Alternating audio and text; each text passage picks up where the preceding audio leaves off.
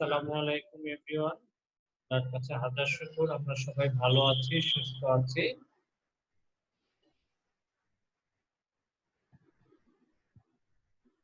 আজকে development economics এর আমরা ক্লাস নিব, অষ্টম ক্লাস। ঠিক আছে, চ্যাপ্টার 9, উন্নয়নের প্রায়োগিক ধারণা সমূহ, অ্যাপ্লাইড কনসেপ্ট অফ ডেভেলপমেন্ট। ঠিক আছে, chapter 8, lecture 8, applied concept of development, উন্নয়নের প্রায়োগিক ধারণা সমূহ। দেখতে সমস্যা হলে, যদি স্লাইডে কোনো প্রবলেম হয় বা কথা শোনা না যায়, সাথে সাথে আমাকে নক দিবেন চ্যাট বক্সে। ঠিক আছে, বুক রেফারেন্স আমরা কোন কোন বই ব্যবহার করব? Number 1, economic development, author Michael Todaro and Stephen C Smith, 12th edition. Economic ডেভেলপমেন্টের টেগারো বইটা খুব ভালো, আপনারা এই টেগারো বইটি করতে পারেন। স্টেফেন সি স্মিথ 12তম এডিশনের। ঠিক আছে, you would like to see the book, this is the cover page of the book। ঠিক আছে, তাছাড়াও আমরা বাংলা বইয়ের ভিতরে যে নানা প্রফেসর নানা বইটা ব্যবহার করতে পারেন, নুরুল ইসলাম আবুল খায়ের বইটাও ব্যবহার করতে পারেন। কন্টেন্ট এই আজকের লেকচার থেকে আমরা কি কি শিখবো বা কি কি নিয়ে টোটাল আমাদের আজকের লেকচার তৈরি, আসেন দেখে নিই। কনসেপ্ট স্ট্রাকচারাল অ্যাডজাস্টমেন্ট থিওরি, কাঠামোগত সমন্বয় তত্ত্ব, সেটা সম্বন্ধে জানবো। Concept of structural program, difference between structural adjustment program and structural adjustment theory. তো কাঠামোগত সমন্বয় প্রোগ্রাম অর্থ কর্মসূচি, এটা কর্মসূচিটা কি, কাঠামোগত সমন্বয় তত্ত্ব এবং কাঠামোগত সমন্বয় কর্মসূচির মধ্যে পার্থক্য কি, সেটা সম্বন্ধে জানবো। Concept and condition of structural adjustment, কাঠামোগত সমন্বয় কাকে বলে এবং কাঠামোগত সমন্বয়ের শর্তসমূহ কি কি, সেটা সম্পর্কে আমরা জানবো। ইফেক্টস অফ স্ট্রাকচারাল রিফর্মস আপন ইকোনমিক গ্রোথ, তো অর্থনৈতিক প্রবৃদ্ধি উন্নয়নে কাঠামোগত সংস্কারের প্রভাব। অর্থনৈতিক প্রবৃদ্ধি উন্নয়নে কাঠামোগত সংস্কারের প্রভাব। স্ট্রাকচারাল অ্যাডজাস্টমেন্ট থিওরি, কাঠামোগত সমন্বয় তত্ত্বের ব্যাখ্যা। And number 6 টা হচ্ছে the outcome of structural adjustment activities of World Bank and IMF in Bangladesh। তো বাংলাদেশে বিশ্ব ব্যাংক ও আন্তর্জাতিক যে মুদ্রা তহবিল রয়েছে, এর কাঠামোগত সমন্বয় কর্মসূচির ফলাফল। ঠিক আছে, এই হচ্ছে আমাদের আজকের কন্টেন্ট। দেখেন, গত লেকচারে আমরা এই চ্যাপ্টারকে 2 ভাগে ভাগ করেছি। ঠিক আছে, এমডিজি মিনিমাম ডেভেলপমেন্ট গোল, এই টোটাল 1-2-3 শেষ করেছি। এরপরে হচ্ছে আমরা আজকে স্ট্রাকচারাল অ্যাডজাস্টমেন্ট থিওরি, এটা করলে মোটামুটি আজকের চ্যাপ্টারটা শেষ হয়ে যাবে। যে what is structural adjustment theory, কাঠামোগত সমন্বয় তত্ত্বটা কি, এক্সপ্লেইন দি স্ট্রাকচারাল অ্যাডজাস্টমেন্ট থিওরি, কাঠামোগত সমন্বয় তত্ত্বের ব্যাখ্যা করো। হোয়াট ইজ স্ট্রাকচারাল অ্যাডজাস্টমেন্ট, কাঠামোগত সমন্বয় কাকে বলে, explain the condition of structural adjustment. Structural adjustment বা কাঠামোগত সমন্বয়, এর তো কাঠামোগত যে সমন্বয়, সেটার কন্ডিশন বা শর্ত কি কি। What are the effects of structural reforms upon economic growth, তার মানে হচ্ছে অর্থনৈতিক প্রবৃদ্ধি উন্নয়নে কাঠামোগত সংস্কারের প্রভাব।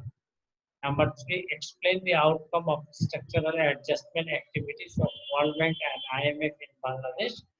তো বাংলাদেশে বিশ্ব ব্যাংক ও আন্তর্জাতিক তহবিলের কাঠামোগত সমন্বয় কর্মসূচির ফলাফল। Last not the least, number 4, what is the structural adjustment program, কাঠামোগত সমন্বয় কর্মসূচি কি, what is the difference between the structural adjustment program and the structural adjustment theory। তো কাঠামোগত সমন্বয় তত্ত্ব ও কাঠামোগত সমন্বয় কর্মসূচির মধ্যে পার্থক্য। ঠিক আছে, এই হচ্ছে এর বাইরে কোনো কোশ্চেন করতে হবে না এবং এই চ্যাপ্টার থেকে এর বাইরে কোনো কোশ্চেন ইনশাআল্লাহ আসবে না। ঠিক আছে, চলুন আজকের লেকচার স্ট্রাকচারাল অ্যাডজাস্টমেন্ট থিওরি কাঠামোগত সমাধান চলে আসি। What is structural adjustment theory? খেয়াল করি যে বিশ্ব ব্যাংক এবং আন্তর্জাতিক মুদ্রা তহবিল অনুন্নত উন্নয়নশীল দেশগুলোকে দীর্ঘমেয়াদী ও স্বল্পমেয়াদী ঋণ প্রদান করে থাকে, কিন্তু অনুন্নত উন্নয়নশীল দেশগুলো ঋণের সঠিক ব্যবহার করতে পারে না, ফলে প্রাপ্ত ঋণ থেকে যথাযথ ফলাফল পাওয়া যায় না। কোনো কোনো সময় বিশ্ব ব্যাংক ও আন্তর্জাতিক মুদ্রা থেকে প্রাপ্ত ঋণ দ্বারা যে সকল প্রকল্প গ্রহণ করা হয় ওই প্রকল্প লোকসানের সম্মুখীন হয় অথবা নির্দিষ্ট মেয়াদে প্রকল্প শেষ করা সম্ভব হয় না। এ কারণে স্বল্পোন্নত ও উন্নয়নশীল দেশগুলোতে প্রদত্ত ঋণের সঠিক ব্যবহার সংক্রান্ত সুপারিশ প্রদান করতে হয়। তাছাড়া সুপারিশমালায় অর্থনীতির আর্থিক ও রাজস্ব খাতের উপযুক্ত সমন্বয় প্রক্রিয়ার উপরে গুরুত্ব প্রদান করা হয়।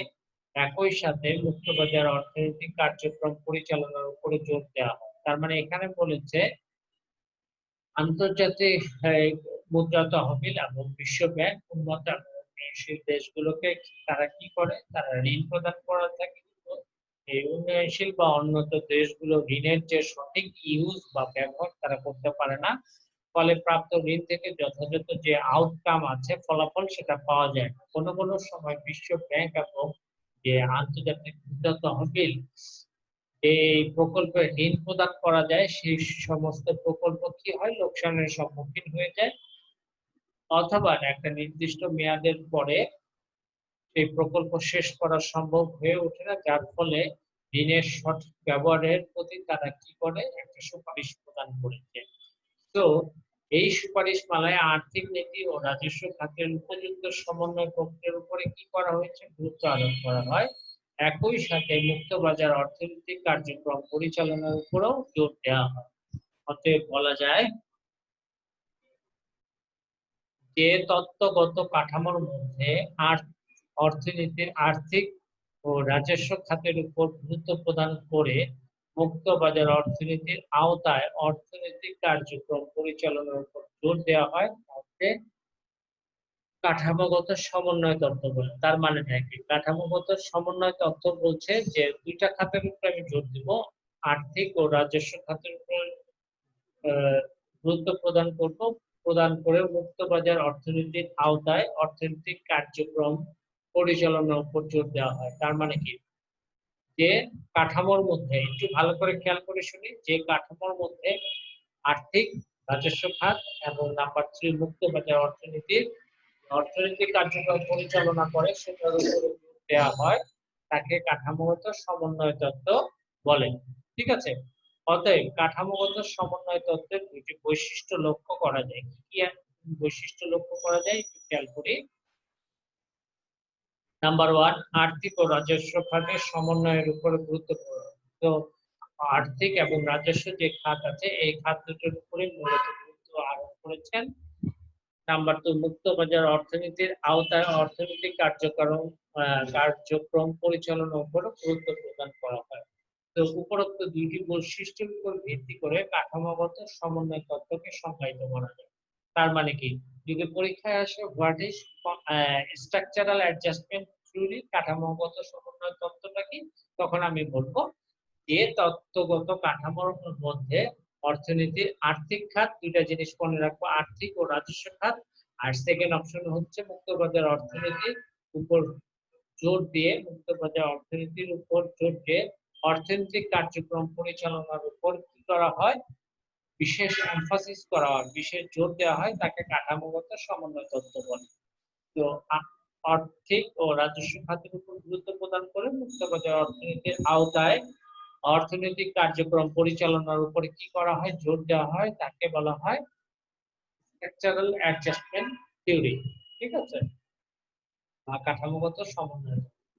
এখন আসেন যে স্ট্রাকচারাল অ্যাডজাস্টমেন্ট প্রোগ্রাম বা কাঠামোগত সমন্বয় কর্মসূচিটা কি। ঠিক আছে, একটু খেয়াল করি। স্বল্পোন্নত ও উন্নয়নশীল দেশগুলো বিশ্ব ব্যাংক এবং আন্তর্জাতিক মুদ্রা তহবিল সহজ শর্তে স্বল্পমেয়াদী ও দীর্ঘমেয়াদী ঋণ প্রদান করে থাকে। কিন্তু স্বল্পোন্নত ও উন্নয়নশীল দেশগুলোর আর্থিক ব্যবস্থাপনা এতই দুর্বল হয় যে ঋণের তারা সঠিক ব্যবহার করতে পারে না। এই কারণে বিশ্ব ব্যাংক ও আইএমএফ এর ঋণের সঠিক ব্যবহার সংক্রান্ত কিছু নীতিমালা সুপারিশ করে। ঠিক আছে? এগুলোকে কাঠামোগত সমন্বয় কর্মসূচি বলে। যে সমস্ত নীতিমালাগুলো সুপারিশ করে। ঠিক আছে? বিশ্ব ব্যাংক ও আইএমএফ মনে করে স্বল্পোন্নত উন্নয়নশীল দেশগুলো সহজ শর্তে বারবার ঋণ পায়, সেই জন্য এই দেশগুলো আর্থিক ও রাজস্ব নীতির মধ্যে কাঠামোগত সংস্কারের প্রয়োজন রয়েছে। কাঠামোগত সংস্কারের জন্য যে সুপারিশমালা করা হয়েছে এগুলোকে কাঠামোগত সমন্বয় বলে। ওখানে বলেছে কাঠামোগত, আগের লেকচারে কাঠামোগত সমন্বয় তত্ত্ব আর্থিক খাত, রাজস্ব খাত এবং নাম্বার 3 হচ্ছে কি মুক্তবাজার অর্থনীতির উপর তাদের অর্থনৈতিক কার্যক্রম পরিচালনার উপর যে জোর প্রদান করা হয় তাকে কাঠামোগত সমন্বয় তত্ত্ব বলে। আর বলেছে কাঠামোগত সমন্বয় কর্মসূচি বলতে বোঝাচ্ছে যে আইএমএফ এবং ওয়ার্ল্ড ব্যাংক তারা এই যে ঋণটা প্রদান করে বিভিন্ন খাতে বা বিভিন্ন প্রজেক্টে ওই উন্নত বা অনুন্নত বা উন্নয়নশীল দেশগুলো তারা এতটাই দুর্বল যে ঋণের তারা সঠিক ব্যবহার করতে পারে না। তাহলে সেই ক্ষেত্রে তারা ঋণের সঠিক ব্যবহারের জন্য কিছু নীতিমালা বা সুপারিশমালা তৈরি করে। এই নীতিমালা বা সুপারিশমালা গুলোকেই বলা হয় কি কাঠামোগত সমন্বয় কর্মসূচি। কাঠামোগত সমন্বয় কর্মসূচি। ঠিক আছে? তো কাঠামোগত সমন্বয় তত্ত্ব এবং কাঠামোগত সমন্বয় কর্মসূচির মধ্যে পার্থক্য।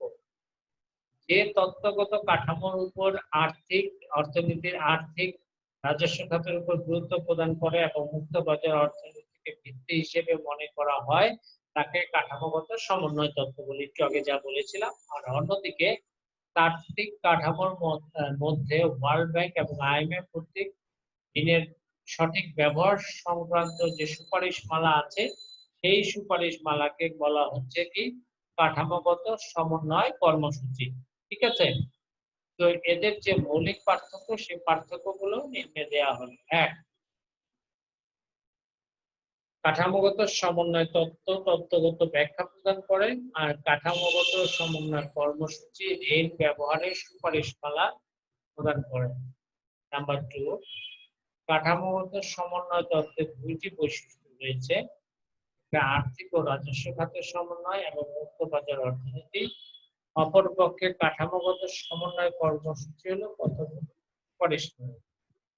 নাম্বার 3, কাঠামোগত সমন্বয় তত্ত্ব হলো একটা থিওরি, আর কাঠামোগত সমন্বয় কর্মসূচি হলো সেটার বাস্তব প্রয়োগের নীতিমালা। ঠিক আছে?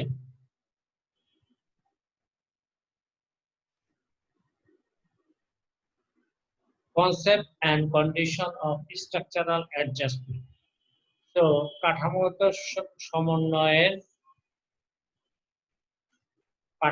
সমন্বয়টা কি আমরা পড়লাম। কাঠামোগত সমন্বয় থিওরিটা, কাঠামোগত সমন্বয় থিওরি পড়েছি, কাঠামোগত সমন্বয় কর্মসূচি পড়েছি। এরপরে এখন কাঠামোগত সমন্বয় করব, যে প্রাপ্ত ঋণ ব্যবহারের ক্ষেত্রে ওয়ার্ল্ড ব্যাংক এবং আইএমএফ কর্তৃক যে সমস্ত নীতিমালা মেনে চলার কথা উক্ত নীতিমালাগুলোকে কাঠামোগত সমন্বয় বলে। উক্ত নীতিমালার মধ্যে রয়েছে মুক্ত বাজার অর্থনীতির অনুসরণ, অবাধ বাণিজ্য বিনিময়, আর্থিক ও রাজস্ব খাতের শৃঙ্খলা আনয়ন, সরকারি বিধিনিষেধের আওতা শিথিলীকরণ ইত্যাদি। আর এসব নীতিমালার সমন্বিত রূপকে কাঠামোগত সমন্বয় বলে। ঠিক আছে? স্বল্পোন্নত উন্নয়নশীল দেশগুলোর দারিদ্র্য দূরীকরণের জন্য অর্থনৈতিক কাঠামোগত পরিবর্তন তথা সংস্কারকে কাঠামোগত সমন্বয় বলে। তার মানে একটু খেয়াল করি যে স্ট্রাকচারাল অ্যাডজাস্টমেন্ট বলছে যে সমস্ত নীতিমালা ওয়ার্ল্ড ব্যাংক, আইএমএফ দেওয়ার কথা উক্ত নীতিমালাগুলোকে কাঠামোগত সমন্বয় বলে। আর উক্ত যে নীতিমালাগুলো রয়েছে সেগুলোর মধ্যে রয়েছে বাজার অর্থনীতি, অবাধ বাণিজ্য বিনিময়, আর্থিক ও রাজস্ব খাতে শৃঙ্খলা আনয়ন, সরকারি বিধিনিষেধের আওতা শিথিলীকরণ। আর এসব নীতিমালার যে সমন্বিত রূপ, এই সমন্বিত রূপের কাঠামোগত সমন্বয় স্বল্পোন্নত উন্নয়নশীল দেশগুলো দারিদ্রতা দূরীকরণের জন্য অর্থনৈতিক কাঠামোগত পরিবর্তন তথা সংস্কারকে কাঠামোগত সমন্বয় বলে। তো কাঠামোগত সমন্বয় যে শর্তসমূহ এগুলো দেখি যে কাঠামোগত সমন্বয় প্রক্রিয়ার সাথে সংশ্লিষ্ট কতগুলো শর্ত রয়েছে, অর্থাৎ যে শর্তগুলো বাস্তবায়ন হলে কাঠামোগত সমন্বয় সম্ভব সেই শর্তগুলো নিম্নে আলোচনা করা হলো। নাম্বার 1, কাঠামোগত সমন্বয় বাস্তবায়ন করতে হলে অনুৎপাদনশীল খাতে সরকারি ব্যয় হ্রাস করতে হবে, সরকার কর্তৃক প্রদেয় ভর্তুকির পরিমাণ কমাতে হবে। নাম্বার 3, আর্থিক বছরে বঞ্চিত বার্ষিক বাজেটে ঘাটতির পরিমাণ হ্রাস করতে হবে, কর হার বৃদ্ধি করতে হবে, করের আওতা বাড়াতে হবে। নাম্বার 5, লেনদেনের ঘাটতি দূরীকরণের জন্য মুদ্রার অবমূল্যায়ন করতে হবে।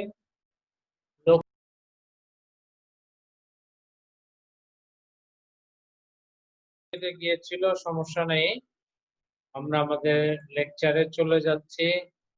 প্রতীক ফিরো।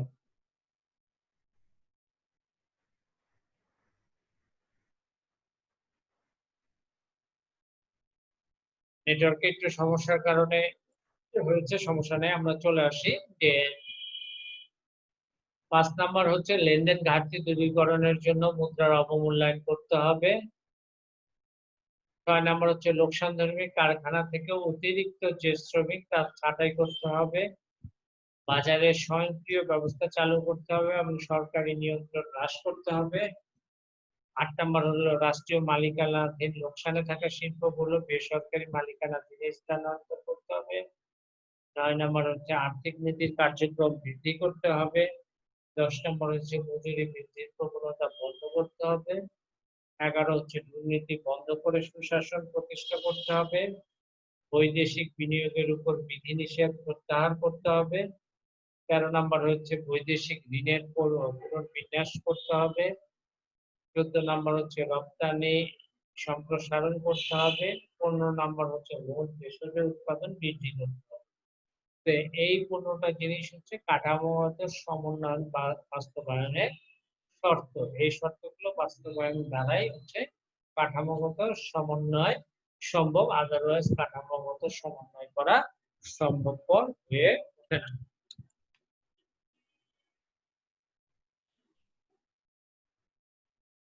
এখন আসেন, what are the effects of structural reform upon economic growth? তো অর্থনৈতিক প্রবৃদ্ধি উন্নয়নে কাঠামোগত সংস্কারের দিকে একটু খেয়াল করি। অর্থনীতিতে যদি কাঠামোগত সংস্কার করা হয় তবে উন্নয়নের গতি দ্রুত বৃদ্ধি পায়। অর্থনৈতিক প্রবৃদ্ধি তথা উন্নয়নের উপর কাঠামোগত সংস্কারের প্রভাব পরিলক্ষিত হয়। নাম্বার 1, পণ্য উৎপাদনে অনুকূল প্রভাব। কাঠামোগত সংস্কার পণ্য ও সেবা উৎপাদন ও যোগানের ক্ষেত্রে অনুকূল প্রভাব ফেলে, অর্থাৎ পণ্যের উৎপাদন তুলনামূলকভাবে বৃদ্ধি পায়, ফলে যোগানের পরিমাণ বৃদ্ধি পায়। নাম্বার 2, শিল্পের বিকাশ দ্রুত হয়। শিল্প খাতে বেসরকারীকরণ দ্বারা শিল্পের বিকাশ দ্রুত হয়, শিল্পের উৎপাদন পূর্বের তুলনায় বৃদ্ধি পায়। শিল্পের উৎপাদন বৃদ্ধির সাথে সাথে আয় ও নিয়োগের পরিমাণ বৃদ্ধি পায়, ফলে অর্থনীতিতে জাতীয় আয়ের পরিমাণ বৃদ্ধি পায়। নাম্বার 3, শিল্পের উন্নতি। লোকসানধর্মী শিল্পগুলো বেসরকারি মালিকানা দেওয়ার ফলে ক্রমান্বয়ে এই শিল্পগুলো লাভজনক শিল্পে পরিণত হয়। এতে অর্থনীতির মোট অভ্যন্তরীণ যে জিডিপি তা বৃদ্ধি পায়। মূলধনের ঘাটতি দূর। অর্থনীতির কাঠামোগত সংস্কারের কারণে বিদেশি বিনিয়োগকে স্বাগত জানানো হয়। তাছাড়া বিদেশি বিনিয়োগকারীদের বিভিন্ন সুবিধা প্রদান করা হয়, ফলে দেশের অভ্যন্তরে মূলধনের ঘাটতি দূর হয়। অর্থনীতির দক্ষতা বৃদ্ধি। কাঠামোগত সংস্কারের কারণে অর্থনীতির চতুর্থাংশ ভাগকে বেসরকারি মালিকানায় ছেড়ে দেওয়া হয়। ফলে দেশের স্বাস্থ্য, শিক্ষা, টেলিফোন, বিদ্যুৎ খাতে সরকারের পাশাপাশি বেসরকারি খাতে দক্ষতার পরিচয় দেয়, সামগ্রিক দক্ষতা বৃদ্ধি পায়। নাম্বার 6, সেবার মান বৃদ্ধি। কাঠামোগত সংস্কারের কারণে বিভিন্ন খাতে সরকারি সেবার মান বৃদ্ধি পায়, তেমনি বেসরকারি খাতে সেবার মানও বাড়ে। আর্থিক ও রাজস্ব নীতি অধিক কার্যকর। আর্থিক এবং রাজস্ব নীতি অধিক কার্যকর। কাঠামোগত সংস্কারের কারণে অর্থনীতিতে আর্থিক ও রাজস্ব নীতি অধিকতর কার্যকর হয়। অর্থনীতির বিভিন্ন খাতের সুফল পাওয়া যায়। তো উপযুক্ত বিশ্লেষণ থেকে দেখা যায় যে কাঠামোগত সংস্কারের বেশ কিছু প্রভাব রয়েছে। কাঠামোগত সংস্কারের কারণে আমাদের কর যে সংগ্রহ করে সরকার তা পূর্বের তুলনায় আধুনিক হয়, ফলে সংগ্রহকৃত মোট করের পরিমাণও কি হয়, বৃদ্ধি পায়। এছাড়া শিল্প, বিনিয়োগ, বাণিজ্য, যাবতীয় প্রাতিষ্ঠানিক সরকারের মাধ্যমে অর্থনৈতিক উন্নয়নের গতিধারা বৃদ্ধি পায়, ফলে দেশে দ্রুত অগ্রগতির দিকে এগিয়ে যায়। পরের টপিকসে চলে যাই, structural adjustment theory. Structural adjustment theory এখানে যেটা বলছে দেখেন, what are the effects of structural reforms আপন ইকোনমিক গ্রোথ। ইকোনমিক গ্রোথের উপরে আপনার যে স্ট্রাকচারাল যে রিফর্ম হয়েছে তার অর্থনৈতিক উন্নয়নে বা অর্থনৈতিক প্রবৃদ্ধি উন্নয়নে কাঠামোগত সংস্কারের প্রভাব। তার মানে একটা ইকোনমির উপরে যদি কাঠামোগত সংস্কারের প্রভাব পড়তে গেলে কি কি অনুকূল প্রভাব পড়ে, কি কি প্রতিকূল প্রভাব পড়ে। অর্থনীতি যদি আমি ঢেলে সাজাই, তাহলে সাজাতে গেলে আমার প্রথমত মনে রাখতে হবে নাম্বার 1, পণ্য উৎপাদনে অনুকূল যে প্রভাব, সেই প্রভাবটা পড়ে শিল্পের দ্রুত বিকাশ হয়।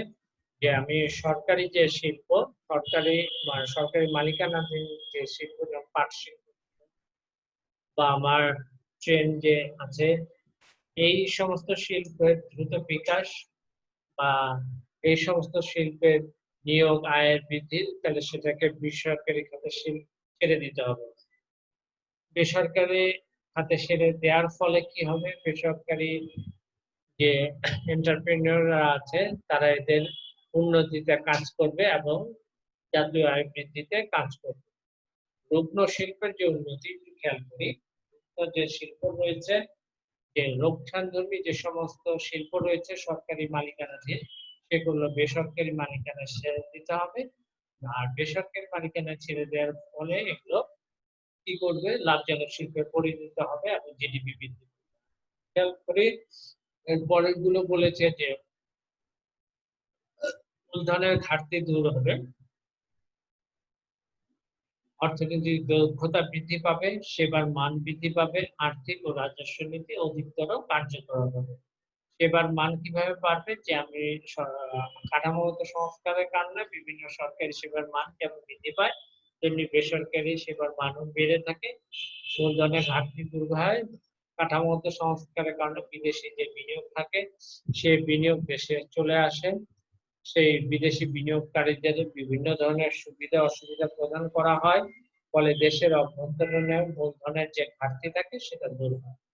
এছাড়া আর্থিক ও রাজস্ব নীতি অধিকতর কার্যকর। কাঠামোগত সংস্কারের মাধ্যমে অর্থনীতিতে আর্থিক এবং রাজস্ব নীতি অধিকতর কার্যকর হয়, অর্থনীতির বিভিন্ন খাতে এর সুফল পাওয়া যায়। তার মানে কি, কাঠামোগত যে রিফর্ম আছে, রিফর্মের যে কন্ডিশন গুলো আছে সেটাকে খাতটা যে সুফল আছে সেই সুফল আমরা পাই। এরপরে চলে আসি পরবর্তী টপিকসে, স্ট্রাকচারাল অ্যাডজাস্টমেন্ট থিওরি।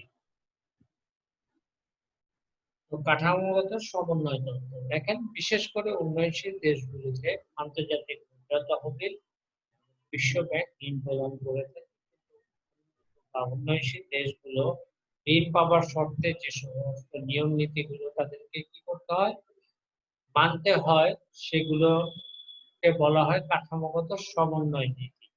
কাঠামোগত সমন্বয়ে যে নীতিমালা সাধারণ শিল্প বেসরকারীকরণের ক্ষেত্রে, মুক্তবাজার নীতির ক্ষেত্রে, রাজস্ব খাতে শৃঙ্খলা আনয়নের ক্ষেত্রে, মুক্তবাজার ব্যবস্থাপনার ক্ষেত্রে প্রয়োজন হয়। ঠিক আছে, তার মানে কাঠামোগত সমন্বয় যে তত্ত্বগুলো আছে এগুলো কোন কোন ক্ষেত্রে ব্যবহার করা হয়? নাম্বার 1, যে সাধারণ শিল্প বেসরকারীকরণের ক্ষেত্রে, মুক্তবাজার নীতির ক্ষেত্রে। মুক্তবাজার নীতিটা কি? The whole world to be a market, সারা বিশ্ব হচ্ছে একটা বাজার। এখানে একটা দেশের পণ্য আরেকটা দেশে ঢুকতে গেলে কোনো ব্যারিয়ার থাকবে না, প্রতিকূলতা থাকবে না, কোনো ট্যাক্স থাকবে না, কোনো ট্যারিফ থাকবে না, আমদানি শুল্ক থাকবে না, রপ্তানি শুল্ক থাকবে না, কোনো কিছু থাকবে না। ঠিক আছে, ইজিলি একটা দেশ আরেকটা দেশে তাদের পণ্যগুলো কি করতে পারবে, পাঠাতে পারবে। ঠিক আছে, সো সেটাকে বলা হয় মুক্তবাজার অর্থনীতি। এই মুক্তবাজার নীতির ক্ষেত্রে রাজস্ব খাতের যে শৃঙ্খলা আনায়ন মুক্তবাজার ব্যবস্থাপনার ক্ষেত্রে প্রয়োজন হয়। এখন আইএমএফ যুক্তি দেখায় যে অর্থনীতিকে উন্মুক্ত করার জন্য, দক্ষ করে গড়ে তোলার জন্য এবং মুক্তবাজার অর্থনীতি গড়ে তোলার জন্য কাঠামোগত সমন্বয়ের প্রয়োজন রয়েছে। আইএমএফ আরো মনে করেন যে উন্নত ও উন্নয়নশীল দেশের দারিদ্রতা দূরীকরণের জন্য কাঠামোগত সমন্বয় নীতির প্রয়োজন রয়েছে। সো আইএমএফ এবং ওয়ার্ল্ড ব্যাংক, বিশ্ব ব্যাংক এবং আন্তর্জাতিক মুদ্রা তহবিল সংস্থা তারা মনে করেন উন্নত এবং অনুন্নত এবং উন্নয়নশীল দেশে দারিদ্রতা দূরীকরণের জন্য কাঠামোগত সমন্বয় কর্মসূচির প্রয়োজন রয়েছে। সেই জন্য কাঠামোগত সমন্বয় যে থিওরি আছে, সমন্বয় নীতির যে প্রয়োজন তার আমরা নিম্নে ব্যাখ্যা করছি। বলেছেন বিশ্বের স্বল্পোন্নত ও দরিদ্র দেশগুলোকে বিশ্ব ব্যাংক এবং আন্তর্জাতিক মুদ্রা তহবিল সহায়তা প্রদান করে থাকে। বিশ্ব ব্যাংক ও আইএমএফ এর ঋণ সহায়তা সমূহকে সঠিকভাবে ব্যবহার করার জন্য কাঠামোগত সমন্বয় কর্মসূচির প্রয়োজন রয়েছে। অধিকাংশ ক্ষেত্রে স্বল্পোন্নত দেশগুলো এই সব সংস্থা থেকে ঋণ গ্রহণ করে থাকে। ঋণ গ্রহীতা দেশগুলো এমন কিছু নীতি বাস্তবায়ন করা প্রয়োজন যেন স্বল্প সুদে নতুন ঋণ পেতে সহজ হয়। স্বল্পোন্নত দেশগুলো রাজস্ব খাতের ভারসাম্যহীনতা কমিয়ে আনার জন্য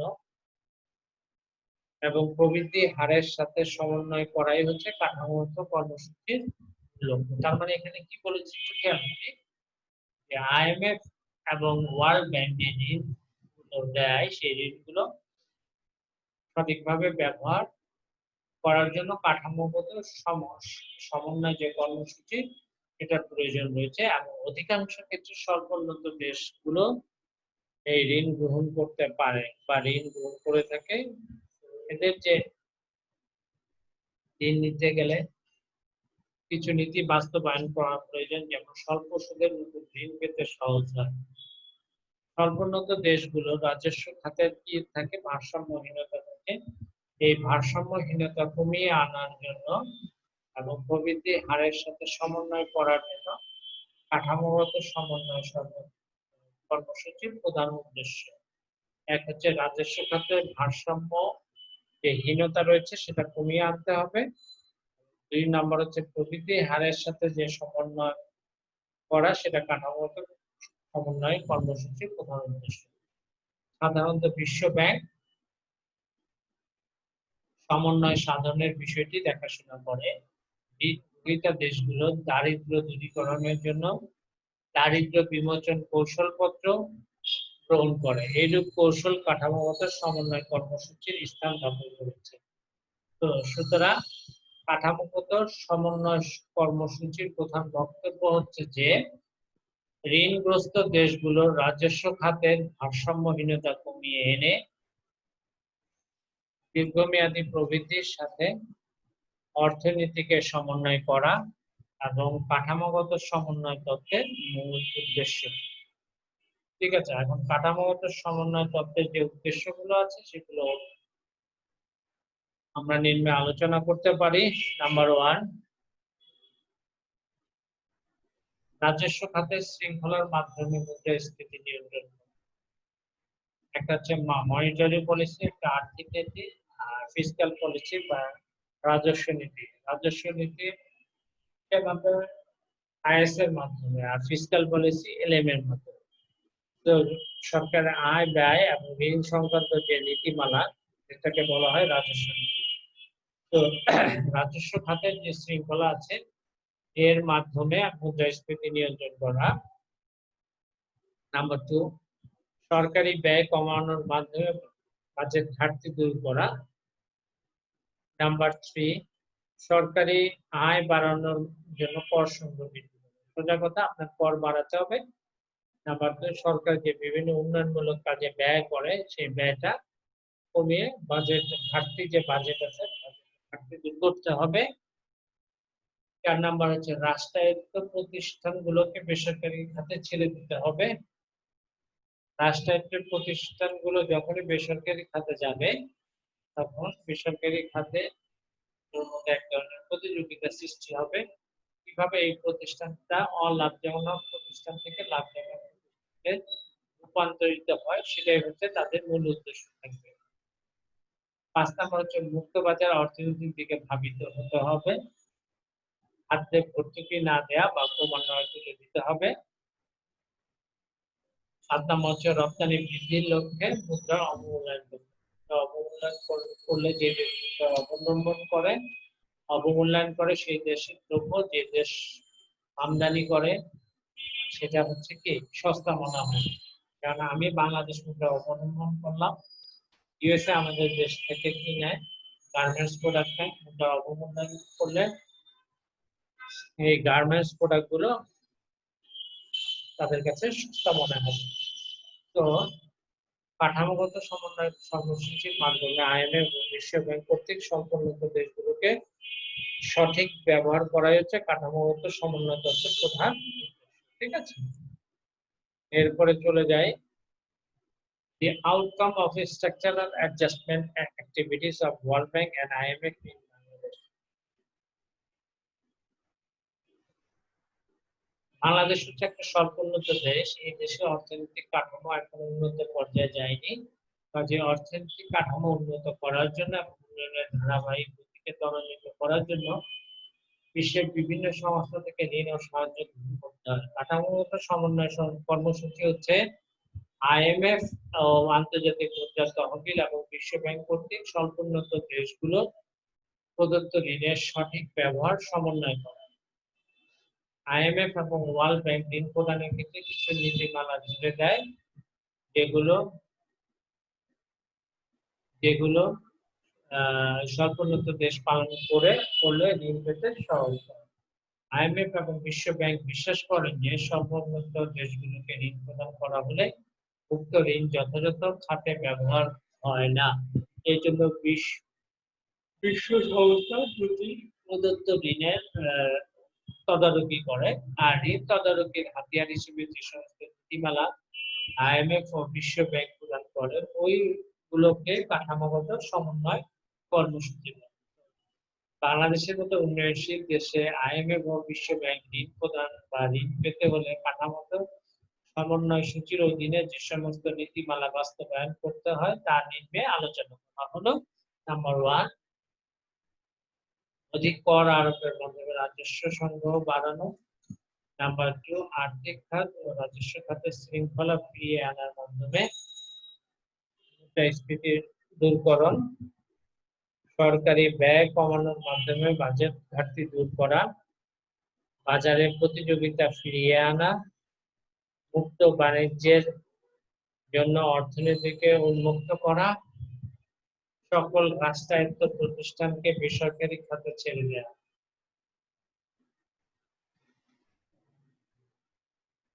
লেনদেনের ঘাটতি দূর করার জন্য নিজ দেশে মুদ্রা অবমূল্যায়ন করা। খাদ্য পণ্য ভর্তুকি ক্রমাগত তুলে দেয়া। সুশাসন নিশ্চিত করা ও দুর্নীতি প্রতিরোধ করা। সরকারি সেবার মূল্য বৃদ্ধি করা। উপরোক্ত নীতিমালাগুলো বাস্তবায়ন করতে গেলে বাংলাদেশে নিম্নোক্ত ফলাফল পাওয়া যায়। দেশের সার্বভৌমত্ব হুমকির সম্মুখীন হয়। আইএমএফ ও বিশ্ব ব্যাংক কর্তৃক কাঠামোগত কর্মসূচি বাস্তবায়ন করতে গিয়ে কোন অর্থনীতিবিদ মনে করেন যে বাংলাদেশের সার্বভৌমত্ব হুমকির সম্মুখীন হয়, কারণ বিদেশি সংস্কার প্রেসক্রিপশন অনুসারে অর্থনীতি পরিচালনা করতে হয়। নিজস্ব সক্রিয়তা বলতে থাকেন, এটা স্বাভাবিক। তাদের দেশ থেকে আমি ঋণ নিব বা তাদের কাছ থেকে নিব, তাদের কিছু শর্ত থাকে, কিন্তু তাদের শর্তগুলো এমন থাকে যে এই দেশে আমি যতই মানে ঋণটা যে দেশকে দিব সে দেশ যাতে ধ্বংস হয়ে যায়।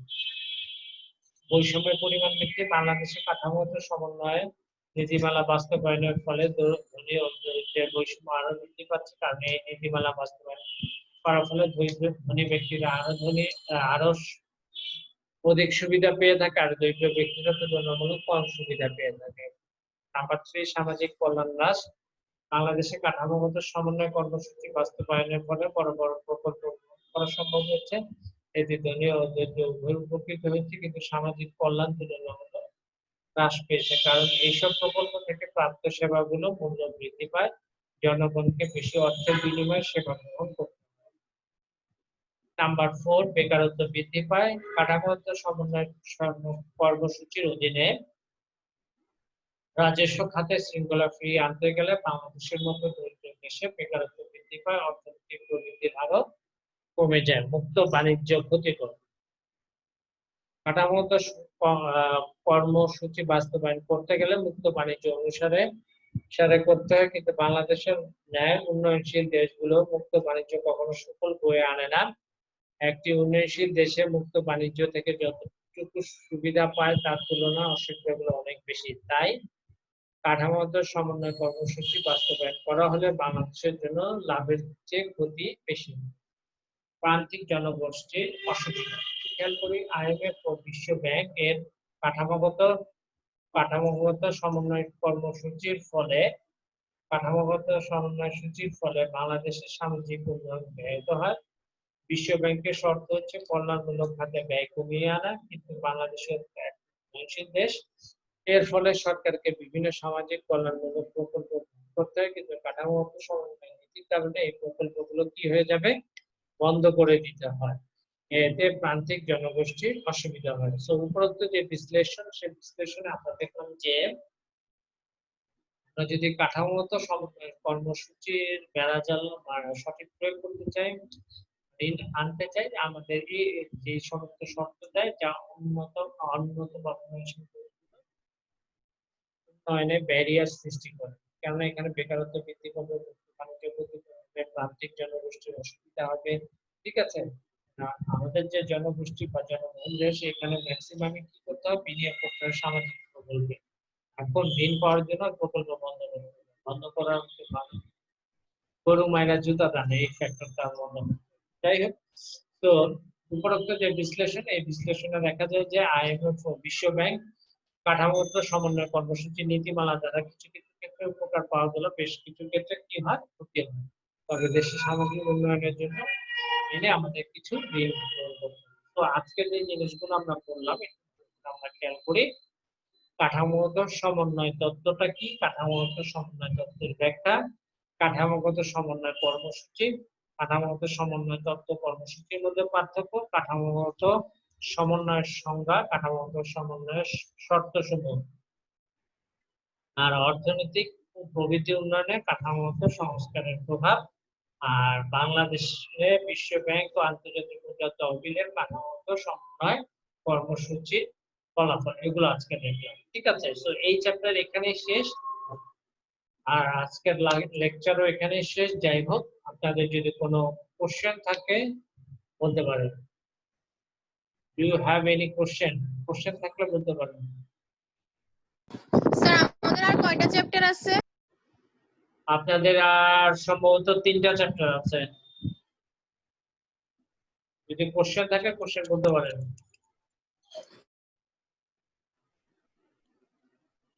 ঠিক আছে,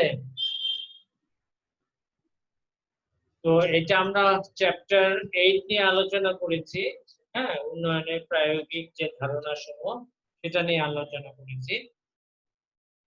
এই চ্যাপ্টারটা মোটামুটি শেষ। এই চ্যাপ্টারে MDG এবং কাঠামো